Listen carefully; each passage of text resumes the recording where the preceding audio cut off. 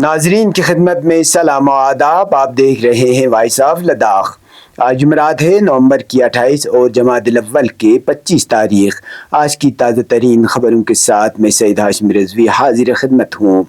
ناظرین سے گزارش ہے کہ تازہ ترین خبروں اور حالات و واقعات سے باخبر رہنے کے لیے ہمارے چینل کو سبسکرائب کریں اور خبریں آخر تک ضرور دیکھیں. آپ دیکھ رہے ہیں آپ کا پسندیدہ news channel voice of Ladakh.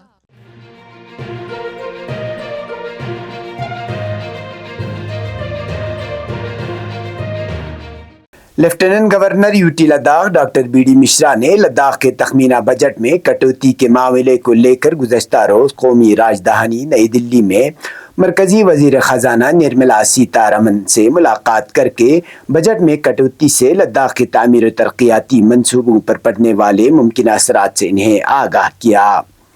ذرائع کے مطابق لیفٹیننٹ گورنر لداخ وزیر موصوف کو یوٹی لداخ کے تخمینہ بجٹ میں کٹوتی کے مسائل سے لداخ کے دونوں ہل کونسلوں کے تحت انجام دیے جا رہے تعمیر و ترقیاتی پروجیکٹوں کی عمل آوری کی راہ میں ممکنہ رکاوٹ سے آگاہ کیا. انہوں نے لداخ کے پائیدار تعمیر و ترقی کے لیے حسب دستور تخمینہ بجٹ میں بنا کٹوتی کے جوں کا تو رکھنے کا مطالبہ کیا، جس پر وزیر موصوف نے انہیں یقین دلایا کہ وہ ان کی گزارشات پر نظر ثانی کر کے بجٹ میں کٹوتی پر نظر ثانی کریں گے.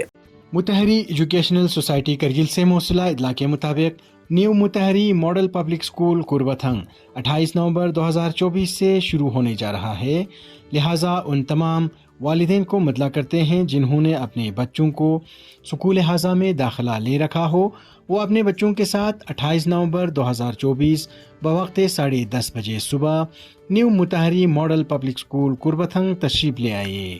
مزید تفصیلات کے لیے متحری ایجوکیشنل سوسائٹی کے دفتر سے دفتری اوقات میں رابطہ کریں.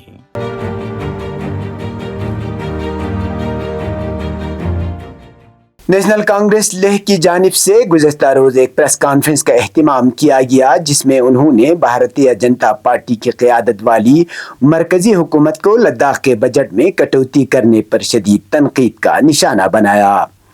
انہوں نے بتایا کہ ایک طرف مرکزی سرکار یوٹی لداخ کو مرکز کے زیر انتظام علاقہ بنانے کے بعد تعمیر و ترقی کا دعویٰ کیا ہے، وہیں اس کے برعکس حالیہ دنوں یوٹی انتظامیہ کے ذریعے لداخ کے تخمینہ بجٹ سے 1000 کروڑ روپے کم کرنے کا فیصلہ کیا ہے، جس سے یہاں کی تعمیر و ترقی بری طرح متاثر ہونے کا اندیشہ ہے. انہوں نے مرکزی حکومت سے مطالبہ کیا کہ وہ لداخ کے مالی سال 2024-25 کے تخمینہ بجٹ پر نظر ثانی کر کے کمی کی گئی رقومات کو بحال کرے.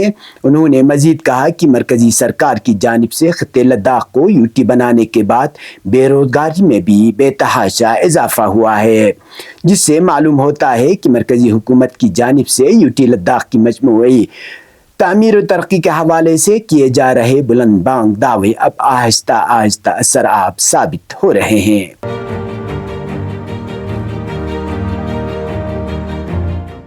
امام خمینی میموریل ٹرسٹ کے ذیلی تنظیم بسیج روحانی ان کی جانب سے آج امام خمینی ٹاور میں ایام فاطمیہ کے مناسبت پر نمائش کا اہتمام کیا گیا، جس میں جنت البقیع، شہدائے غزہ، شہدائے مقاومت، شہدائے لبنان اور شہدائے پار چنار کے عکس آویزاں کیے گئے تھے. اس میں مختلف نمائش بیاد شہدائے فاطمیہ کے عنوان سے نصب کیے گئے تھے، جس کا مقصد حضرت فاطمہ زہرا سلام اللہ علیہا کی مظلومانہ شہادت، ان کی اولاد اور ان کے حقیقی پیروکاروں کی شناخت اور معرفت کو بیان کرنا ہے.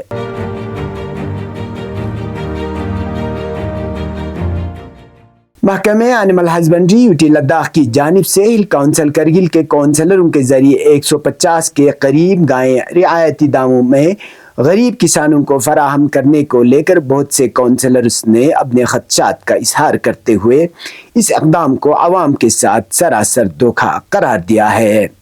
اس حوالے سے ہل کونسل حلقہ پوائنٹ کے کونسلر محمد امین نے ہل کونسل کے جائزہ میٹنگ کے دوران بتایا گیا کہ متعلقہ محکمے کی جانب سے جرسی گائیں رعایتی نرخوں پر عوام کو فراہم کرنے کے لیے لائی گئی ہے، جس کی قیمت فی گائیں 1,40,000 یعنی لگ بھگ 1.5 لاکھ کے قریب بتائی گئی ہے، جبکہ مقامی سطح پر اگر یہی گائیں خریدی جائے تو 40,000 سے 50,000 میں بنا رعایتی داموں کے بآسانی مل سکتی ہے۔ ایسے میں متعلقہ محکمے کی جانب سے لوگوں کو بیوقوف بنایا جا رہا ہے۔ انہوں نے مزید کہا کہ متعلقہ محکمے کی جانب سے جو جرسی گائیں کسانوں کو فراہم کی گئی ہے وہ گائیں نہیں بلکہ بچڑا ہے جو کئی سال تک پالنے کے بعد دودھ دینے کے قابل ہوگی۔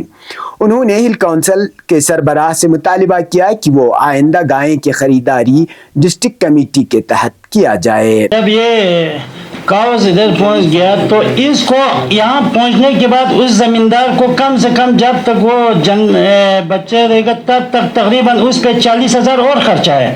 ہم لوگوں ہماری دماغ میں نہیں آ رہا نا، کیونکہ ان کو فیڈ بھی چاہیے، گھاس بھی چاہیے، دیکھ بھال بھی کرنا ہے، تو یہ تو 2 لاکھ کا ہو گیا نا ایک کاؤ۔ میں اس میں یہ تقریباً امین صاحب مہربانی دیں گا تھا کہ ٹائم پہ جانا سر یہ مطلب جو کنسرن بالکل صحیح ہے، ہم آپ کے کنسرن سے بالکل متفق ہے، مگر یہ ہے اگر کوئی لینا نہیں چاہے یہ نہیں کر سکتا ایسا، کیوں ہم LHDC کی طرف سے ہم لکھ رہے ہیں۔ سر آپ میری بات پورا ہونے دیجئے۔ LHDC کی طرف سے گورنر صاحب کو ایک چٹھی لکھے کہ جتنے بھی مطلب کارگل ڈسٹرکٹ کو جو مطلب SDP کے تحت یا اسٹیٹ سیکٹر کے تحت جو بھی فنڈز آ رہے ہیں کہ وہ ہمارے ڈسٹرکٹ کمیٹی ہی پرچیز کرے، ان کا اگر یہ ہو جائے تو، کیونکہ ہمارے ڈسٹرکٹ کمیٹی اپنے اب پیش ہے قومی اور بین الاقوامی خبریں۔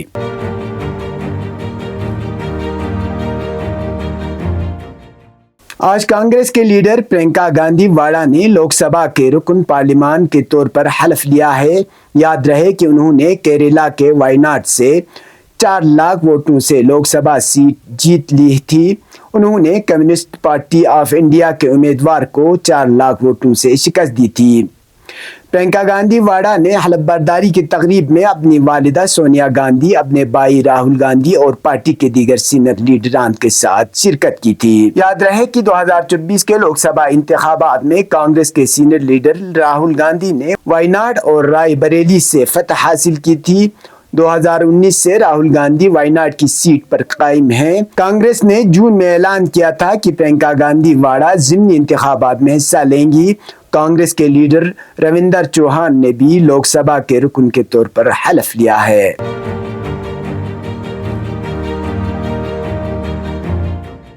میڈیا رپورٹ کے مطابق تحریک انصار اللہ کے ترجمان محمد عبدالسلام نے سیونی حکومت کے مقابلے میں حزب اللہ اور لبنان قوم کی ثابت قدمی کو سراہتے ہوئے کہا کہ حزب اللہ کے مجاہدین کی استقامت کی بدولت اسرائیل اپنے اہداف کے حصول میں شکست سے دوچار ہوا ہے، اور لبنان کی استقامت نے صہیونی دشمن اور اس کے امریکی حامیوں کے خلاف جہادی آپریشن کیے، جن کی وجہ سے وہ جنگ بندی پر مجبور ہوئے۔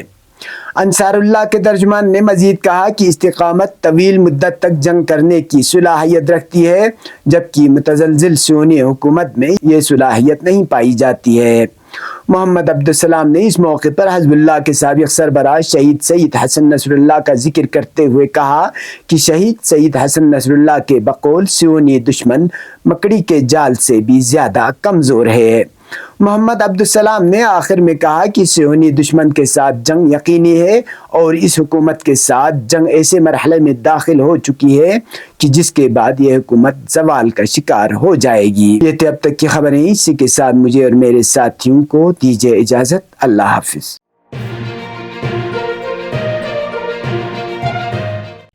مقامی، قومی اور بین الاقوامی خبروں سے باخبر رہنے کے لیے چینل کو لائک، شیئر اور سبسکرائب کریں، ساتھ ہی بیل آئیکن دبانا نہ بھولیں۔